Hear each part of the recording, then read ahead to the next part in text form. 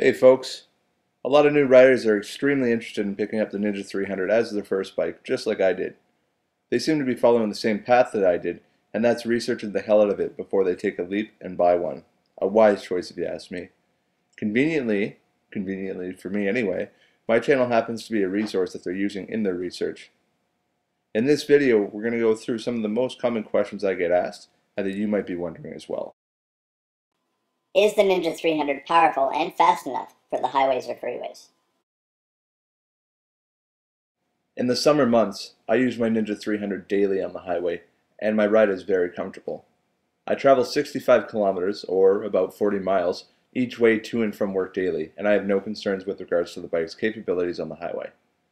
Capable of reaching speeds of almost 200 kilometers an hour, the bike can cruise along at typical highway or freeway speeds all day long with ease.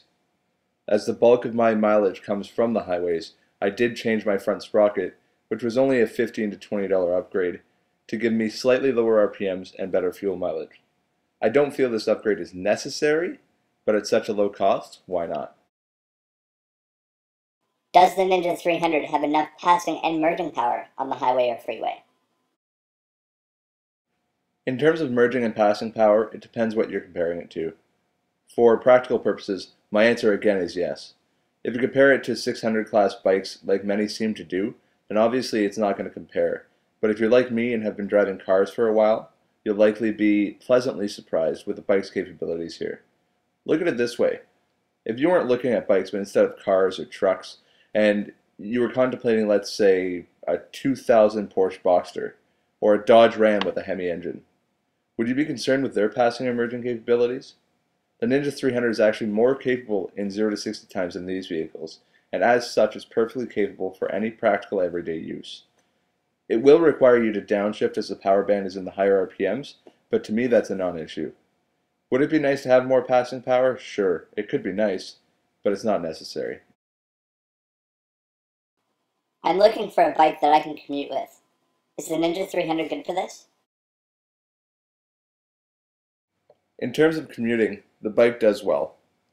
Initially my complaints were the high amounts of wind at high speeds and the soreness that came from the unforgiving seat.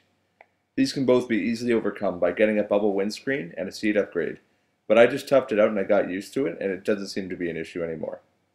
The bike is comfortable at these speeds, and the fuel economy makes it a great commuter for me. In terms of fuel economy, I'm getting an average of about 71 miles per gallon on the bike. It cost me about $13 to fill the tank, and I'm good for about 330 kilometers, which is about 205 miles, before my next fill up. Coming from my Dodge Ram Hemi, I'm a huge fan of the fuel economy. Combine this with the highway speed capabilities and its merging and passing power, and I'm inclined to say, yeah, the Ninja 300 can certainly be used for commuting. So overall, I guess what you're telling me is that the Ninja 300 is a good choice for the highways, freeways, or for commuting? To sum it all up, after a season of riding on my 300, I am planning on taking a multi-day trip with the bike with my brother and a close friend this summer. If I wasn't comfortable with its highway performance and commuting capabilities, I definitely wouldn't even consider doing such a long ride with it. But I'm very confident that the bike will do everything I need it to do and will allow me to take the trip comfortably and affordably. If you're considering this bike, I think the important thing to keep in mind is realism. You have to be realistic with your expectations, and if you are, I think you'll be pleasantly surprised with the Ninja 300's capabilities. I know I was. Remember that it is a 300, not a 250, and those extra cc's mean something. But it's also not a 600, and regardless of the mods you do to it, it will never be a 600. As a man, I would be lying if I said that it wouldn't be nice to have a little more power sometimes, or the sound of an inline 4 as I twist the throttle, or even the off-road capabilities of a dual sport. My point is, and I think most others, will always want a little bit more, or will always crave the quote-unquote new. But that doesn't mean, and it will never change the fact that my current bike is a great bike, and it does everything I need it to do. Will I upgrade one day? Sure I will. But it's because I want to, not because I feel I have to.